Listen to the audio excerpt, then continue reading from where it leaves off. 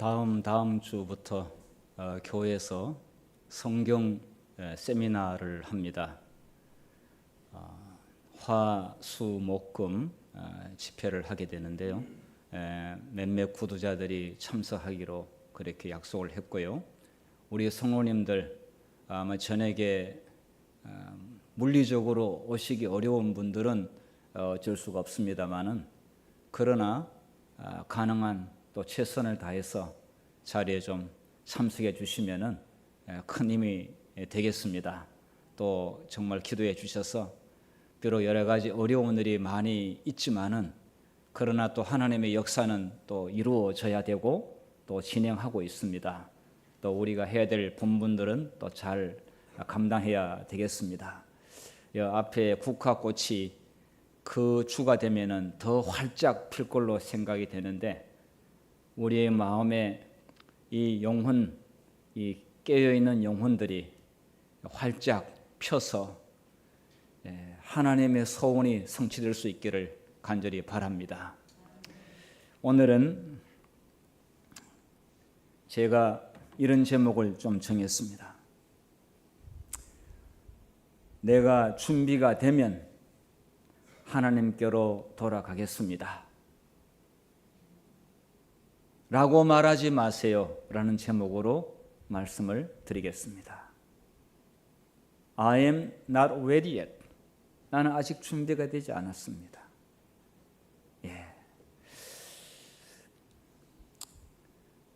사람들이 그런 반응을 우리 성도님들에게 많이 보이죠?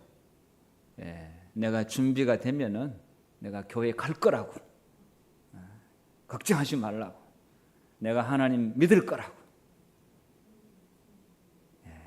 그렇게 합니다. 자, 이렇게 말하시는 분들의 몇 가지 종류를 제가 좀 생각해 봤어요. 현재 자신의 일이 너무 바빴어. 나 지금 급한 일이 많고 내가 지금 하나님께로 돌아갈 시간이 없어. 이런 분이 있죠. 또 시간이, 나는 토요일 날 그 시간이 안 되네. 시간이 되면은 갈 테니까 기다려. 시간이 맞지 않았어. 그럴 수도 있고요. 또 자신이 너무 큰 죄인이라 염치가 없어서 가기는 가야 되는데, 하나님께로 돌아가야 되는데 지금 마음에서 하나님 별 면목이 별로 없어서 또 그렇게 말하는 분도 있을 것입니다. 또 양심적으로 끊지 못하는 나쁜 습관이 있어서 또 이것도 또 마음이 걸려가지고 가기는 가는데 아직 준비가 안 됐다. I am not ready yet. 아직 준비가 안 됐다. 이렇게 말하는 분이 있죠. 어떤 사람은 신앙에 별 관심이 없어요. 나중에 이렇게. 오늘날 많은 사람들이 눈에 보이는 것에는 목숨 바치지만은 눈에 보이지 않는 이 중요한 가치들에 대해서는 관심이 없어요. 교회에 자기와 친한 사람이 별로 없는 것 같아. 그래서 나중에 갈 거야, 이런 사람이 있죠. 다른 변명할 말이 없어가지고 내가 준비되면 갈게, 이렇게 말하는 사람도 있습니다. 뾰족히 뭐를 변명할 말이 없는 사람들이 이렇게 또 해요. 자, 이런 거 다 들어주다가는 사단이 이 사람들을 꽁꽁 묶어놓고 다 어둠 속에 다 가두어 놓고 밖으로 못 나가게 할 겁니다. 나중에 나오려고 해도 안 됩니다. 죽은 다음에는 못 나옵니다. 살아있을 때 나와야 되는데, 근데 뭐 언제 죽을지 모르잖아요. 자, 여러분, 성경 가운데서 실현 불가능한 무한 계획을 세운 자가 있었어요. 실현 불가능한 무한 계획을 세우는 사람이 있어요. 여러분 주변에도 있습니까? 혹하다 보이죠? 예. 자, 누가복음 15장 38절에 자, 한번 같이 읽어보겠습니다. 시작. 내가 일어나 아버지께 가서 이르기를 아버지, 내가 하늘과 아버지께 죄를 지었사오니 지금부터는 아버지의 아들이라 일컬음을 감당하지 못하겠나이다. 나를 품꾼의 하나로 보소서 하리라 하고, 예, 우리가 너무 잘 아는 이야기죠. 누가복음 15장의 탕자 이야기. 예, 아마 성경 가운데서 가장 많이 들은 이야기일지도 모르겠습니다.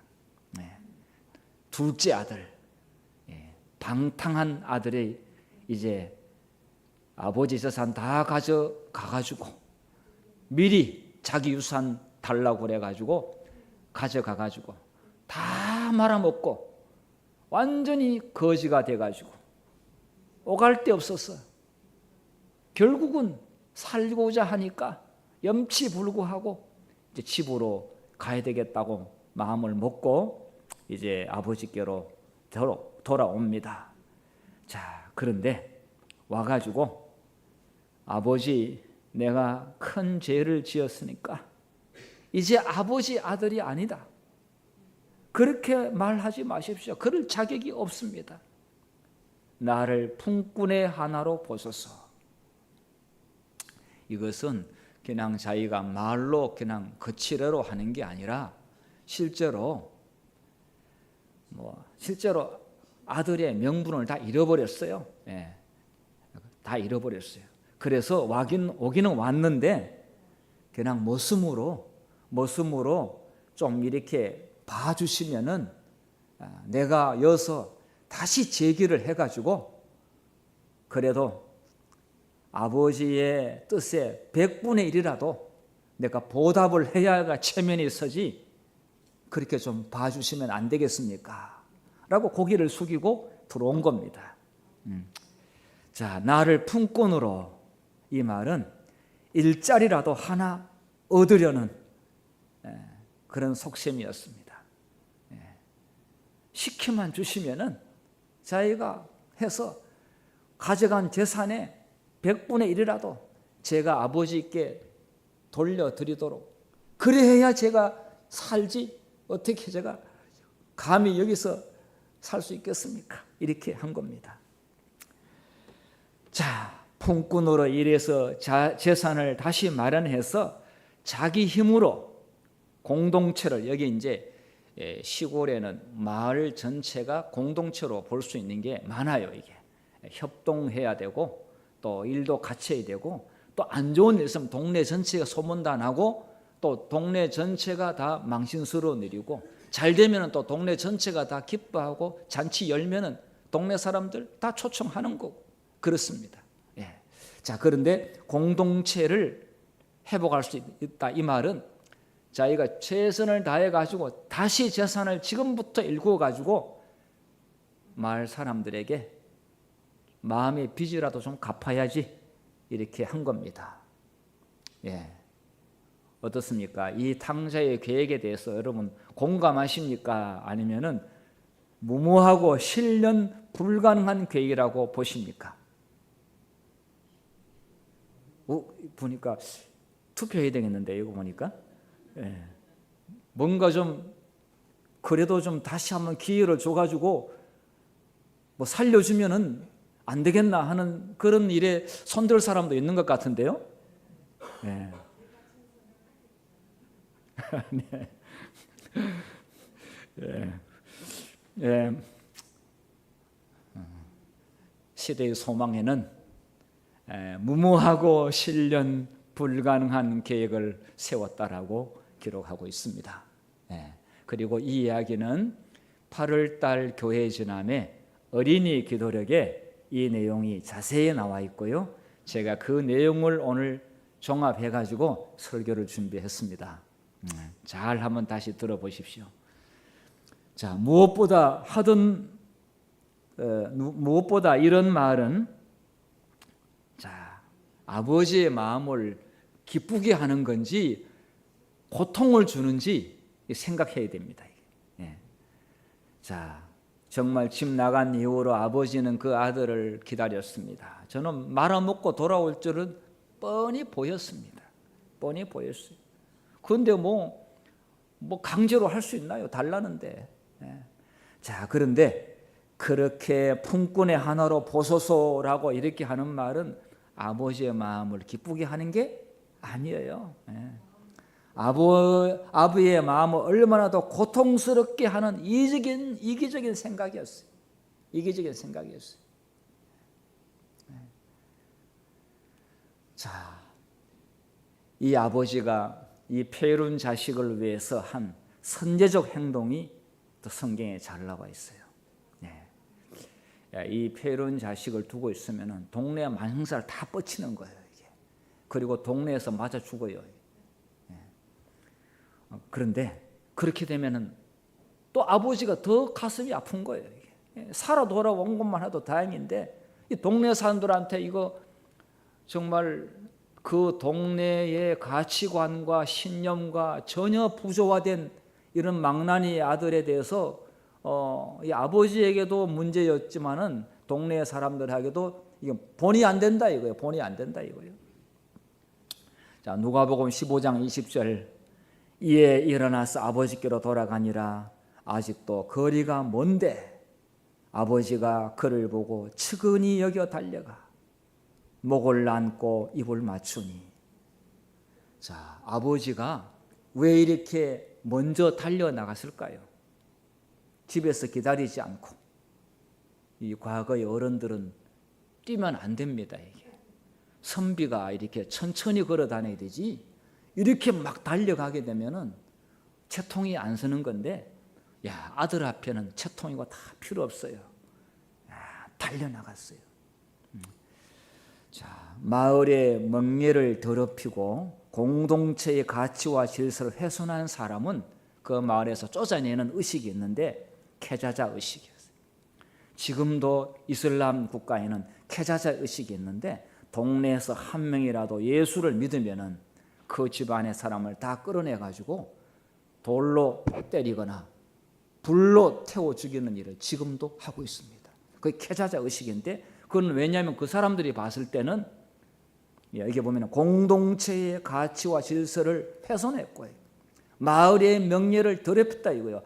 이 무슬림 지역이 어디 기독교가 와가지고 포교를 하고 그것도 개종하느냐, 용납할 수 없다 이거예요. 그래서 지금도 그런 일이 일어나는데 우리가 뉴스로 안 들어서 몰라서 그렇지 지금도 일어나고 있어요. 아버지는 페론 아들을 이 케자자 의식으로부터 보호하기 위해 가지고 먼저 선제적인 행동을 시작을 하게 된 겁니다. 야, 아버지가 생각하는 게 참, 아들 생각하는 것보다 훨씬 더 참 넓습니다. 자, 동구박까지 달려나온 아버지.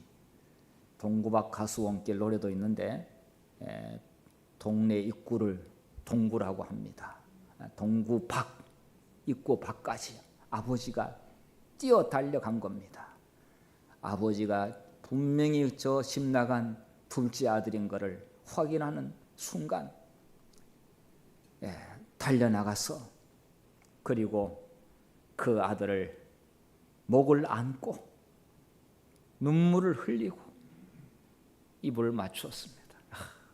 뭐 돼지 키우다 왔으니까 냄새도 엄청나게 나고 옷도 지저분하고 뭐 옷도 벗은 것인지 입은 것인지 신발도 없고, 그런데 아버지가 아들의 목을 껴안고 아버지의 굵은 눈물이 아들의 목을 타고 내리는데, 와, 이 탕자가 정말 가슴이 녹아내렸습니다.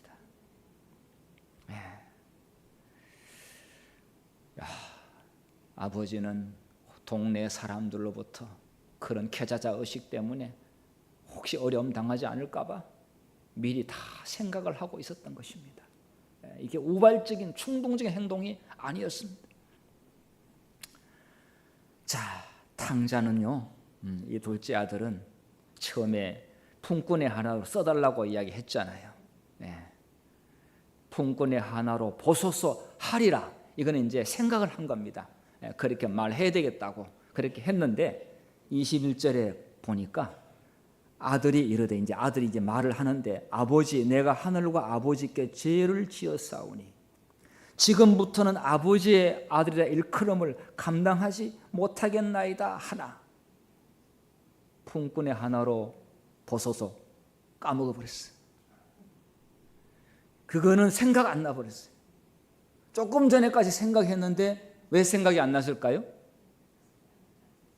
아버지가 껴안고 그 아들을 목을 맞고 울고 해가지고, 그래서 이 부끄러움, 수줍고 정말 창피하다고 생각하고 있는 이 아들이 아버지의 그 정말 생각하지 못했던 아버지의 행동 때문에 가슴이 녹아내려가지고 품꾼 이야기는 쏙 들어가 버렸습니다.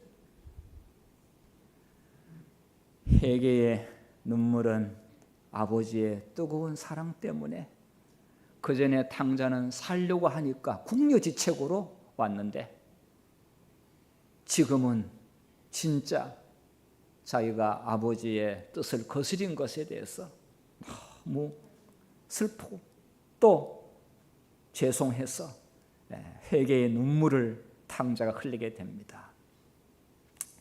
자기의 노력으로 체면이라도 세워보려는 생각에 품꾼이란 말은 차마 입 밖에도 내지 못했습니다. 여러분, 하나님께서 우리에게 베푸신 은혜와 사랑을 우리가 똑똑히 안다면 내가 준비되면 가겠다라고 하는 말을 절대로 못합니다. 이건 하면 안 됩니다. 하면은 아버지의 마음을 더 고통스럽게 합니다. 더 미안하게 만듭니다. 하면 안 됩니다. 그냥 체면 무릅쓰고 달려오는 아버지 품에 그냥 안기는 게 그게 가장 좋은 일이었는데, 탕자의 이 참아하지 못한 말은 아버지의 사랑 때문에 가슴이 녹아내려서 못하게 됐습니다.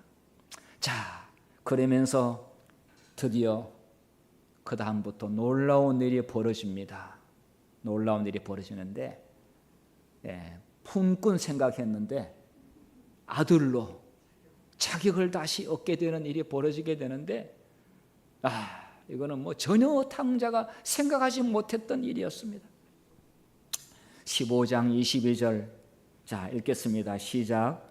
아버지는 종들에게 이르되 제일 좋은 옷을 내어다가 입히고 손에 가락지를 끼우고 밭에 신을 신기라. 제일 좋은 옷, 또 손에 가락지, 그리고 신발을 신기라. 이게 무슨 의미가 있을까요? 제일 좋은 옷, 반지, 그리고 신발은 필수품이기는 한데 여기서 필수품이 아니라 이거는 아버지가 그에게 주는 은총의 표였습니다.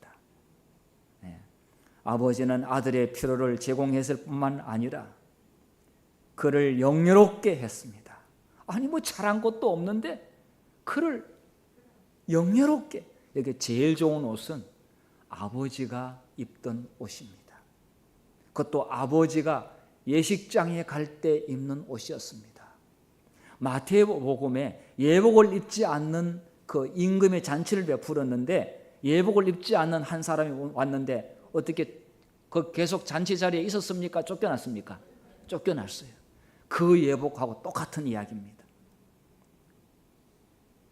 아니 탕자에게, 둘째 아들에게 아버지가 제일 좋은 옷, 여기 그림 보니까 이거 왕이 입는 옷이에요. 자주 색깔은 이게 임금이 입는 옷입니다.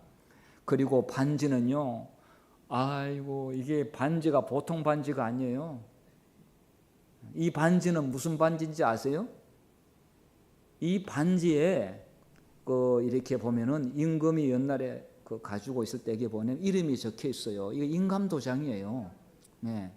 그 임감 도장이 있는데 그 아들한테 그 임감 도장을 주는 건데 이거 첫째 아들 이거 보면 지금 난리 납니다. 지금 첫째 아들 안 볼 때 줬어요. 지금 나중에 알게 될더라도 지금 이거 첫째 아들 보는 앞에 주면은 뒤집어집니다. 자, 그리고 노예들은 신발 그 당시 안 신고 다녔어요. 신발 안 신고 다녔는데 신발을 신으라 이 말은 노예가 아니다 이거야. 품꾼이 아니다 이거야. 아들이다 이거야. 자, 그렇게 함으로써 가슴 벅찬 사랑과 기쁨을 나타낸 겁니다. 예, 재림교회 성경주스 SDA 바이블 코멘타리에 그대로 그렇게 기록을 하고 있습니다. 참 불과 얼마 전까지 정말 사느냐 죽느냐 그런 모습이었는데 그 빠른 순간에 이렇게 이루어지니 자, 그런데 자 보십시오. 회개란 무엇인가? 회개의 정의에서 나옵니다. 회개의 정의. 누가복음 15장 27절에 자 읽어보겠습니다. 시작. 당신의 동생이 돌아왔음에 당신의 아버지가 건강한 그를 다시 맞아들이게 됨으로 인하여 살찐 송아지를 잡았나이다. 이게 보니까 당신의 동생이 지금 누가 나타났어요? 첫째 아들. 이 둘째 아들, 첫째 아들이 밭에서 일하다가 이제 뭐 잔치 연다고 시끌벅적하는 거 보면서 이게 무슨 누구 집에서 지금 일어난 일인가 해가지고 지금 왔는데 보니까 자기 집이야. 그런데 종들이 가서 이제 이야기합니다. 건강한 그를 다시 맞아가 드리게 돼가지고 소를 잡았다고 하니까 정말 첫째 아들은 꼭지가 돌 지경이었습니다. 자, 그런데 여기 건강하다고 하는 것에 대해서요. 성경 원어에 보면은 이 건강한 이 단어가 그냥 육체적으로 몸 건강한 그런 뜻만 있는 게 아니에요. 휘기아이노라고 하는 이 헬라어 단어는 단순히 육체적인 안녕을 의미하는 것은 아니다. 불화의 상태에서 돌이켜서 아버지 집에 돌아옴으로써 아들로서의 본래의 상태로 복귀되었다. 즉 그는 이제 건강하게 되었다. 이 건강이란 개념이 오늘날 말하는 것대로 사회적으로 그다음 정신적으로 이렇게 포함한 그런 육체를 포함한 전인적인 건강을 말하고 있습니다. 전인 건강. 자, 그래서 아들이 건강하게 되었다. 이 말은 화목하게 되었고 아버지와 아들이 다시 같은 집에 평안하게 살게 되었다. 화목하게 되었다. 이런 의미가 있는 것입니다. 하나님께서 우리와 이렇게 하기 위해 선제적으로 하나님께서 하신 일을 볼 때, 예수님을 통해서 하신 일을 보게 될 때, 여기서 내가 무엇을 준비한 후에 뭐를 해야 된다고 하는 것 자체가 아버지 뜻하고는 안 맞다고 하는 것을 볼 수가 있습니다. 그건 참된 회개가 아닙니다. 자, 동구바까지 달려온 아버지 덕분에 완전한 평안, 성경의 평안은 샬롬이었습니다. 그것이 이루어진 겁니다. 회개란 하나님이 이루신 완전한 회복을, 완전한 화목을, 이게 회개는 잘못했다라고 뉘우치는 것 아니겠습니까? 그러니까 잘못한 사람은 염치가 없는 것이죠. 근데 염치 불구하고 아버지의 사랑을 받아들이는 것, 감사하게 받아들이고 이제 아버지와 화목하게 동행하며 집으로 돌아가는 것, 그것이 회개라고 하는 것을 보여주고 있습니다.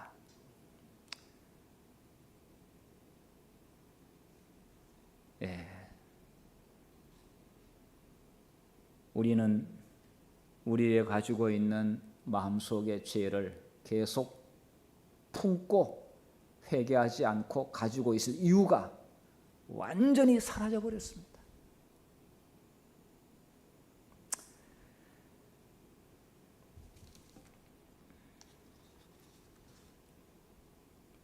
십자가에서 하나님은 죄인이 하나님의 자녀가 되는 모든 필요를 제공했습니다.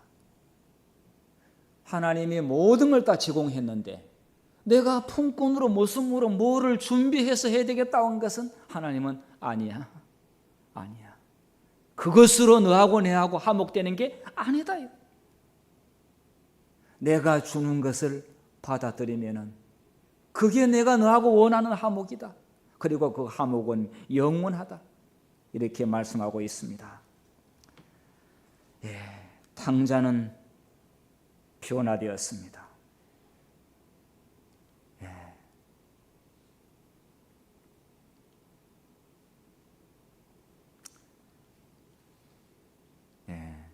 자, 탕자는 변화되었는데요. 하늘집 하나님께서 지구라고 하는 동구 밖까지 내려오셨습니다. 달려오신 하나님이 죄인들에 의해서 십자가에 달리신 모습을 우리는 바라봅니다. 인간의 교만과 자부심은 사라지게 됩니다. 여기서 절대로 우리라고 하는, 내라고 하는 것은 필요 없는 단어입니다. 나무 위에 달린 하나님이 이루신 완전한 화목을 우리는 명상할 필요가 있습니다. 하나님 앞에서 스스로 의롭게 되려는 모든 수고를 중단하라고 합니다. 하나님 앞에서 내 스스로 의롭게 되려는 모든 수고를 어떻게 하라고요? 중단하라. 그만하라. 그러면은 마음이 편해질 것이다. 그런 수고를 스스로 뭘 해야 되겠다고 하는 것을 계속 하면은 오히려 마음의 평안은 없습니다.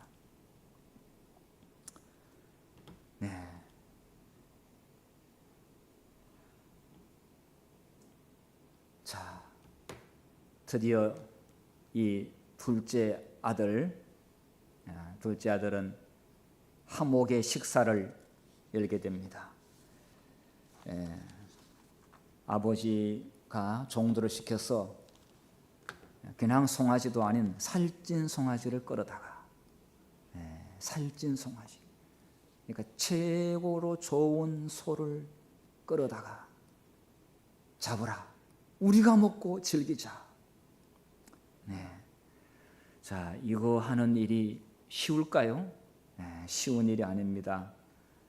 자, 잔치를 위한 송아지도 또 이게 잔치 열면은 이제 또 노래 부르는 사람, 악기 연주하는 사람 다 불렀어요. 그러면은 부르면은 돈을 좀 줘야 돼요. 그래서 악사를 고용하는 비용도, 또 동네 사람들이 뭐 그냥 누구는 먹고 누구는 안 먹고 그러면은 안 되잖아요. 동네 사람들 가운데서 캐자자 의식 생각도 못하게 하기 위해서는 전부 다 어떻게 돼요? 배불리 먹여야 돼요. 배불리 먹여야 돼요. 그러면 그 비용이 다 엄청난 비용이에요. 그런데 그것을, 그 모든 비용을 누가 부담한다고요? 아버지가 부담한다. 아버지가 부담한다는 거예요. 만약에 여기서 그래도 아버지 그래도 제가 좀 그러다가는 정말 빰 맞습니다. 무슨 소리 하냐? 네가 무슨 돈이 있다고? 아버지는 왜 조용히 있지 않고 이렇게 큰 잔치를 열어야 했는가? 이것은 서둘러 잔치를 급히 잔치 준비할 시간을 충분히 가지지도 않았어요. 서둘러 급히 잔치를 연 것은 왜 했는가? 탕자가 자기 아들로 맞아들였다는 사실을 온 마을 사람들에게 다 공표를 해서 다 알려가지고 공식적으로 이 아들이, 내 아들이 맞다는 사실을 알리는 것입니다. 이상한 소문 안 나게. 사랑하는 여러분, 오늘 여기 앉아 계시는 모든 분들이 우리 하늘 아버지께서 우리를 천사들 앞과 하나님 앞과 온 우주 거민과 또 이 땅의 모든 사람들 앞에서 이는 내 사랑하는 아들이요 내 기뻐하는 자라 라고 공적으로 선포하시는 침례. 이 침례를 받으신 분들은 다시 한번 감사하시기를 바라고, 아직 침례를 받지 않으신 분은, 또 받아야 되겠다고 생각하시는 분은 여기 아버지가 빨리 잔치를 열었던 것처럼 빨리 침례를 받으셔서 공식적으로 하나님의 아들이 되시기를 간절히 바랍니다. 누구든지 하나님 앞과 사람들 앞에서 내 이름을 시인하면 나도 그 이름을 시인할 것이요. 하나님이 시인했는데, 우리 아버지가 시인했는데 동네 누가 여기에 이의를 제기할 수 있겠습니까? 아무도 이의를 제기 못합니다. 예. 내가 이 아들을 다시 아들로 받아들였으니 이런저런 말 하지 말고 상속자로 대해달라, 그런 뜻입니다. 아니, 상속 다 가지고 다 말아먹고 왔는데 그 아버지는 또 상속자로 대해달라고 한 겁니다. 예.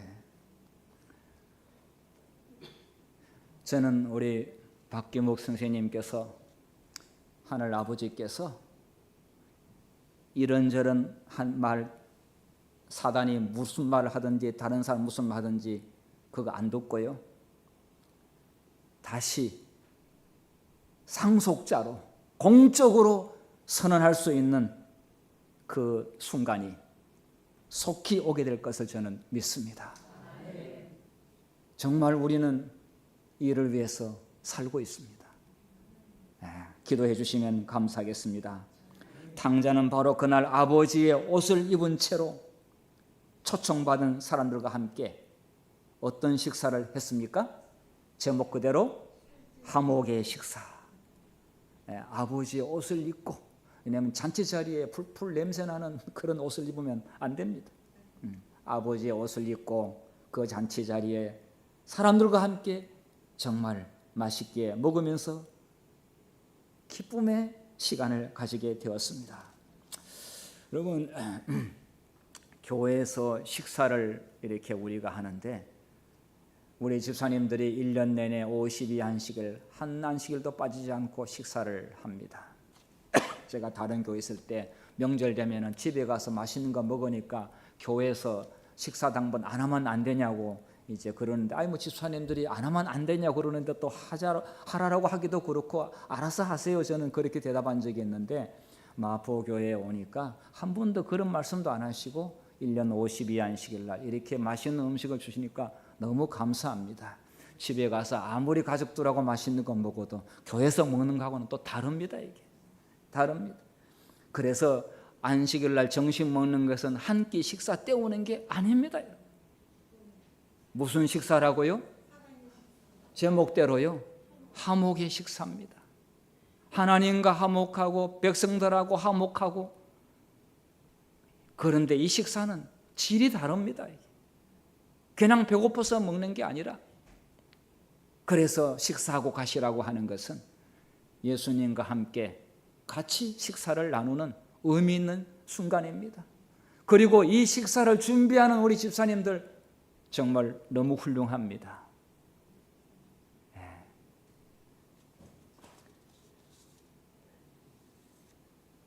참 이 둘째 아들로 인해 가지고 동네 사람들이 이렇게 맛있는 잔치 음식을 먹게 되었습니다. 자, 소문이 났습니다. 소문이 났는데요, 어떤 소문이 났느냐? 이 제목이 뭐라고 그랬어요? 세상에 그런 나비가 없어요. 소문이 났어요.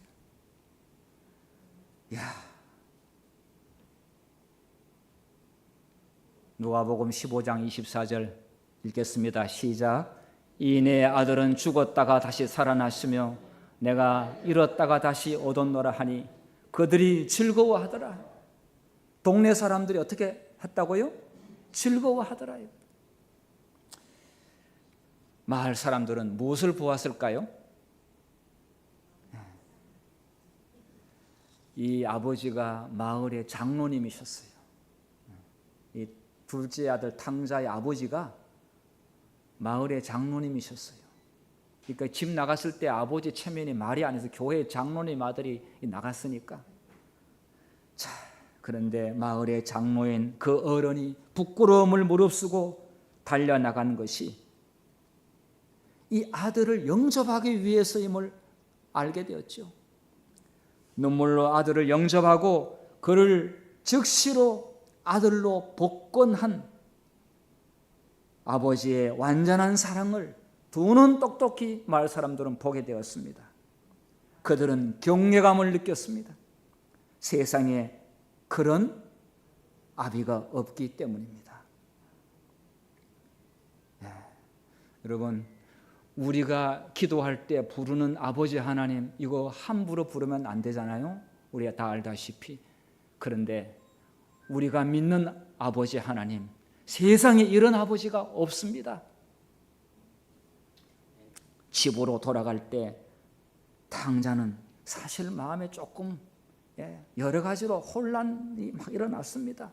아버지의 사랑을 느꼈지만은 이 마음은 참 뒤숭숭했습니다. 왜냐하면 너무 부끄러웠어. 그런데 아버지의 옷을 입고 하목의 잔치 자리에 앉게 되었는데 이제는 기분도 달라졌습니다. 그 아버지 옷을 입고 우울하게 고개 숙이고 머리 푹 쳐박고 있을 수가 없는 것이잖아요. 탕자는 극적인 변화를 가져왔습니다.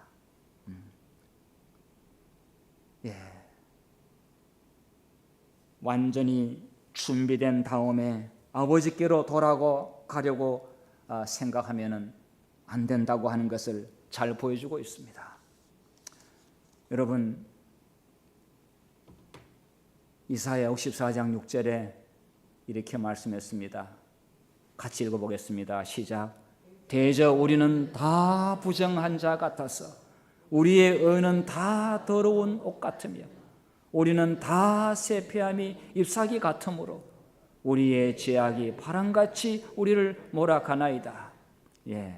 뭐 품권으로 말도 못 꺼냅니다. 이제는 그거는 다 더러운 옷 같고 다 쇠폐한 잎사귀 같고 그런 것은 가지고 천국 가거나 교회에 나오는 것이 아니라고 이야기하고 있습니다.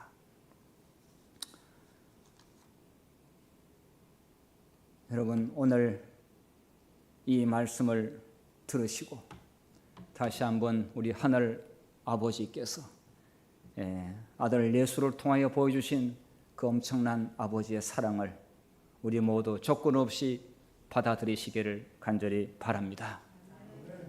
오늘 이 일에 대하여 우리의 마음속에 나는 아직 준비가 되지 않았어, 이것은 이제 없는 걸로 하고 즉시 아버지께로, 그리고 아버지의 사랑에 따라 아버지의 아들로 대접받으면서 아버지 식탁에 함께 앉으면서, 그리고 동네 사람들 볼 때도 떳떳하게 아버지와 화목한 식사를 나누며 살아가는 그런 분이 되시기를 바라는 모든 분들은 여러분, 우리의 믿음을 주님께 고백하는 뜻에서 그 자리에서 일어나 주시기를 바랍니다.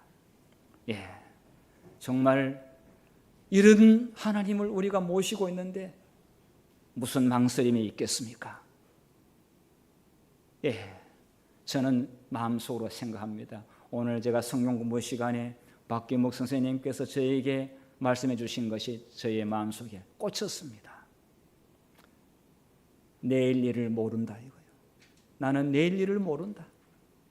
아버지 품으로 돌아가고 싶다.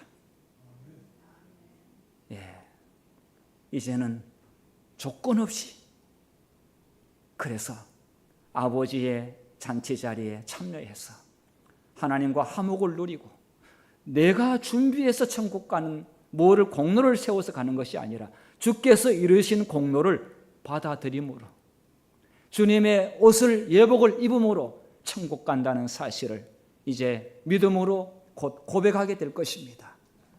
10월 26일 날 우리 몇 명의 성도들이 저는 침례를 받을 수 있도록 기도하고 있는데, 그 자리에 우리 박기묵 선생님께서 꼭 침례를 받고 우리 모두 화목한 식사를, 하늘에서 누리게 될 식탁을 이 지상에서부터 시작되기를 간절히 바랍니다. 여기 제목,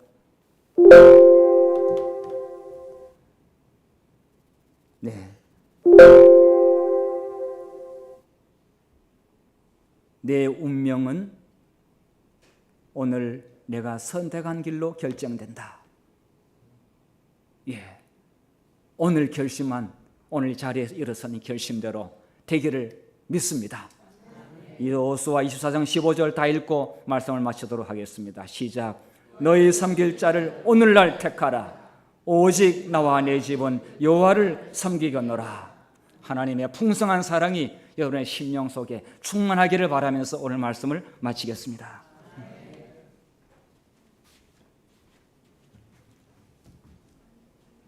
자리에 앉아주시면 되겠습니다.